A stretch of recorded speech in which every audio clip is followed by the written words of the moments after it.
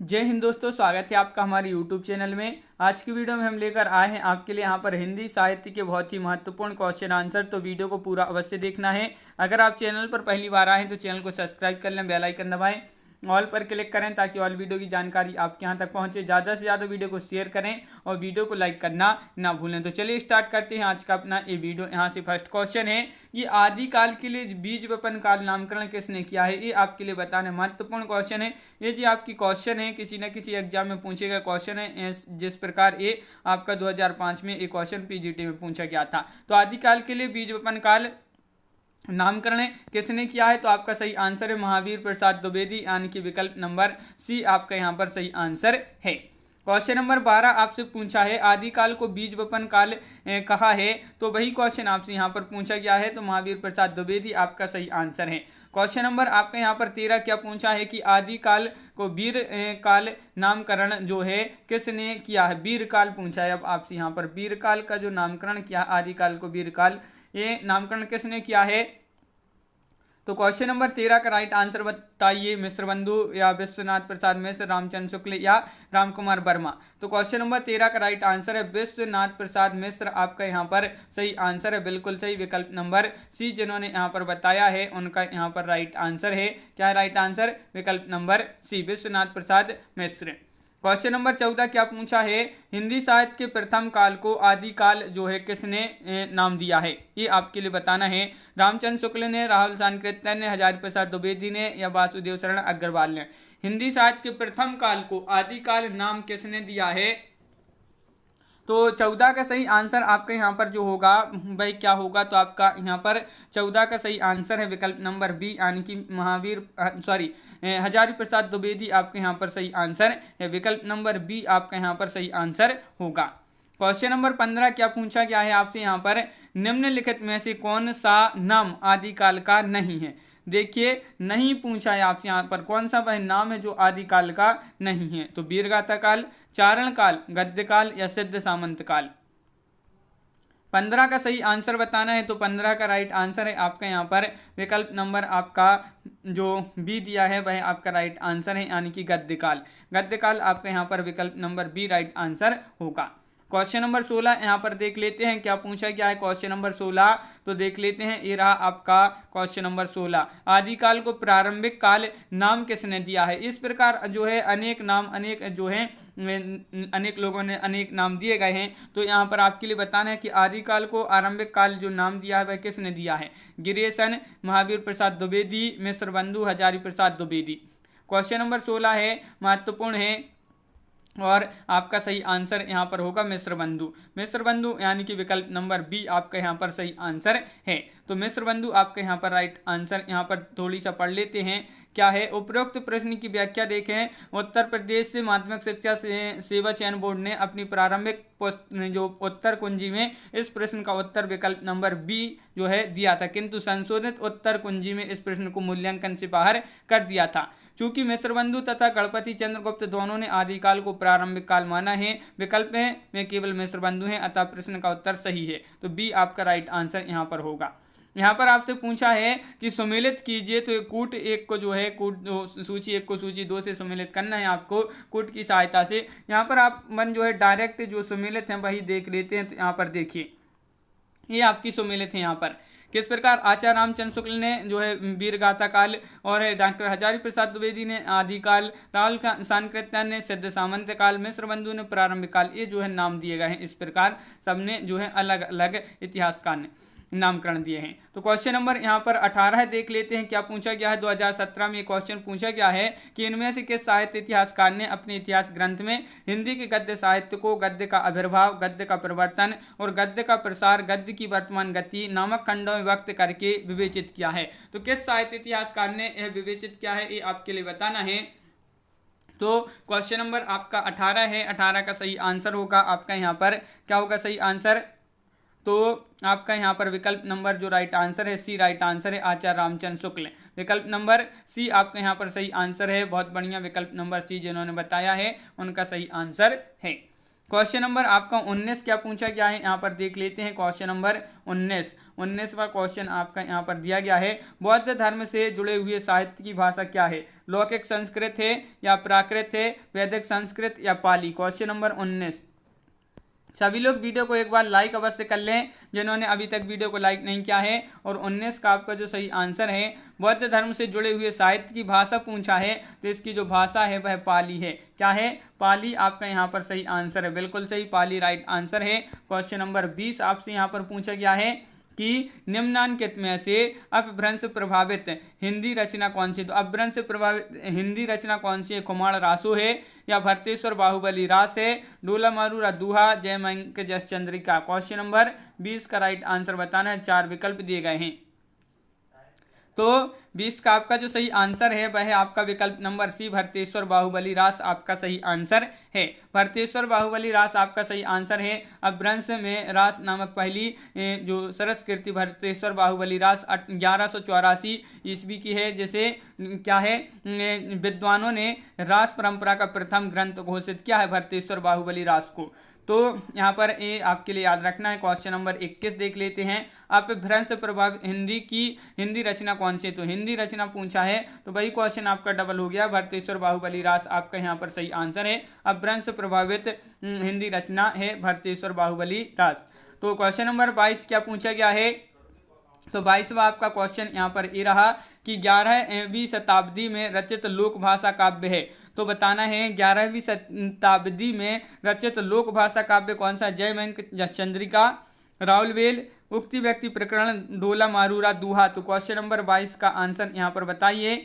महत्वपूर्ण क्वेश्चन पूछा गया है और इसका जो सही आंसर है आपको बताना है इसका सही आंसर क्या है। तो बिल्कुल सही, 22 का आपका डी राइट आंसर है। डोला मारूरा दुहा आपका यहाँ पर सही आंसर है, विकल्प नंबर डी सही आंसर। क्वेश्चन नंबर 23 क्या पूछा है? शालीबद्ध सूरी की रचना का नाम बताना है। नेमिनाथ रास है, सुमिति गढ़ी रास, भरतेश्वर बाहुबली रास या जयमंक जसचंद्रिका? ये क्वेश्चन कई बार एग्जाम में पूछा जा चुका क्वेश्चन है कि शालीबद्ध सूरी की रचना का नाम बताइए। देखिए ये आपका टीजीटी में भी पूछा गया 2013 में, और आपका सही आंसर है भरतेश्वर बाहुबली रास, यानी कि विकल्प नंबर आपका बी राइट आंसर है। भरतेश्वर बाहुबली रास किसकी रचना है? तो शालीबद्ध सूरी। क्वेश्चन नंबर आपके यहाँ पर 24 क्या पूछा गया है? पंच पांडव चरित रास के रचयिता कौन है? तो ये आपके लिए बताना है 24 में। 24 का सही आंसर आपका यहाँ पर क्या होगा? तो 24वां क्वेश्चन है, शालीबद्ध सूरी नरपति नाल्य, आसगु या दलपति विजय? तो 24 का आपका जो सही आंसर होगा यहाँ पर कि पंच पांडव चरित रास के रचयिता कौन है? तो शालीबद्ध सूरी है। कौन है? शालीबद्ध सूरी, विकल्प नंबर 1 आपका यहाँ पर राइट आंसर है। क्वेश्चन नंबर 25 क्या पूछा गया है? ये आपका 2015 में पीजीटी में पूछा गया, अपभ्रंश शब्द का सबसे पहले उल्लेख किसने किया है? तो जो आपका अपभ्रंश शब्द दिया है, ये अपभ्रंश शब्द, इसका सर्वप्रथम सबसे पहले उल्लेख जो है किसने किया है? पाणिनि ने, पतंजलि ने, नागार्जुन ने, सरहपा ने? तो 25 का आपका जो सही आंसर है वह आपका सी राइट आंसर है, पतंजलि। बिल्कुल सही, विकल्प नंबर सी आपका यहाँ पर सही आंसर होगा, पतंजलि राइट आंसर है। क्वेश्चन नंबर आपका 26 क्या पूछा गया है यहाँ पर कि अभट्ट भाषा से तात्पर्य है। अभट्ट भाषा से क्या तात्पर्य है ये आपके लिए बताना है। तो ग्रामीण अपभ्रंश, ग्रामीण प्राकृत, परिनिष्ठित अपभ्रंश, परिनिष्ठित प्राकृत? क्वेश्चन नंबर 26 है और इसका जो सही आंसर है वह आपके लिए बताना है। तो बिल्कुल सही आंसर है 26 का ग्रामीण अपभ्रंश, विकल्प नंबर 1 आपका जो है यहाँ पर सही आंसर है।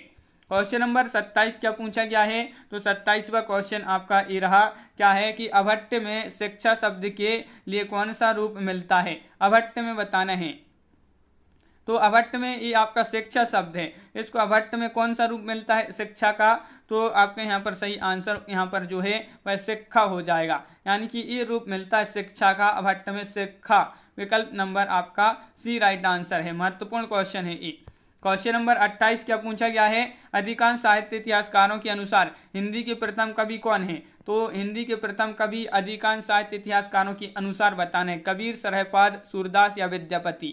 तो आपका सही आंसर होगा यहाँ पर 28 का क्या है राइट आंसर? तो 28 का आपका विकल्प नंबर सी सरहपाद आपका यहाँ पर सही आंसर है।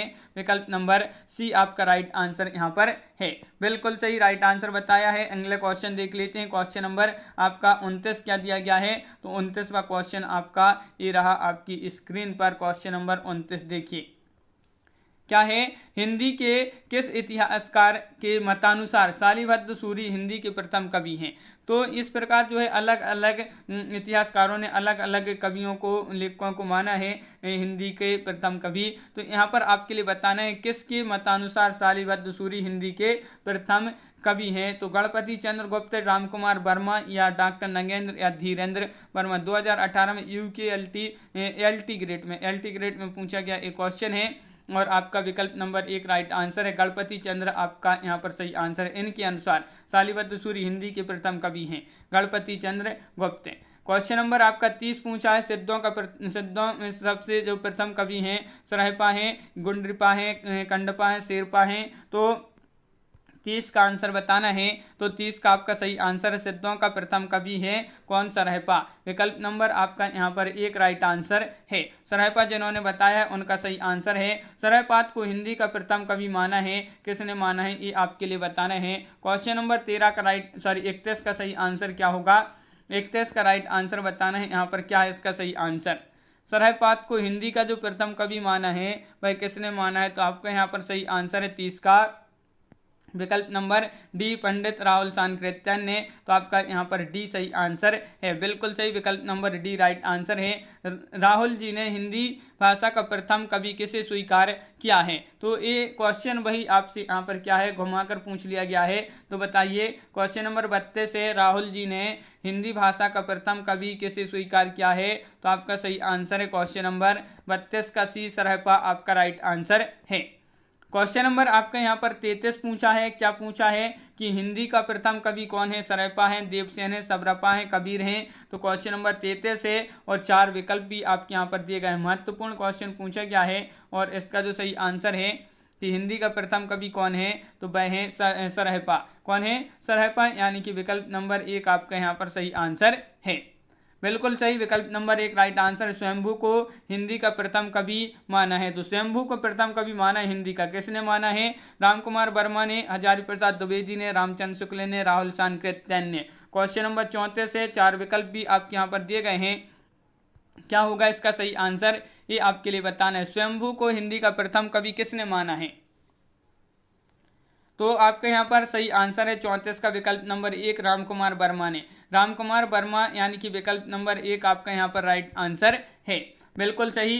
अगला क्वेश्चन देख लेते हैं यहाँ पर जो पूछा गया है। तो देखिए यहाँ पर पूछा है कि सहजयान के प्रवर्तक कौन है।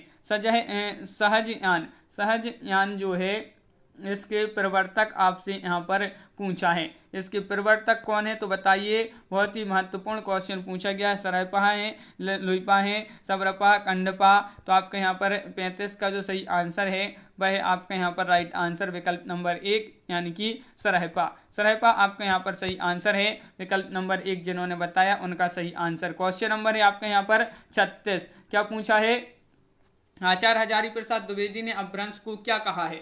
पुरानी हिंदी कहा है, साहित्यिक अपभ्रंश या प्राकृताभास अपभ्रंश या परिनिष्ठित अपभ्रंश। तो किसने कहा है, आचार्य हजारी प्रसाद द्विवेदी ने अपभ्रंश को क्या कहा है।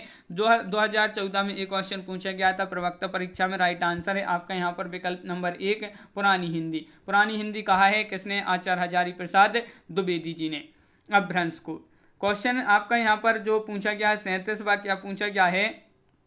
देखिए, 10वीं से 14वीं शताब्दी के साहित्य को किस विद्वान ने आदिकाल के अंतर्गत रखा है। तो 10वीं से जो 14वीं शताब्दी है आपकी, इस को साहित्य के किस विद्वान ने इसको आदिकाल के अंतर्गत रखा है। तो आपका राइट आंसर है आचार्य रामचंद्र शुक्ल, मिश्र बंधु, हजारी प्रसाद द्विवेदी, राहुल सांकृत्यायन। तो 37 का आपका जो सही आंसर है वह है आपका यहाँ पर 37 का यहाँ पर राइट आंसर होगा विकल्प नंबर डी हजारी प्रसाद द्विवेदी। हजारी प्रसाद द्विवेदी आपका यहाँ पर सही आंसर है, विकल्प नंबर डी राइट आंसर होगा। पुरानी हिंदी नामकरण किसने किया है, ये आपके लिए बताना है। क्वेश्चन नंबर 38 का राइट आंसर क्या होगा यहाँ पर।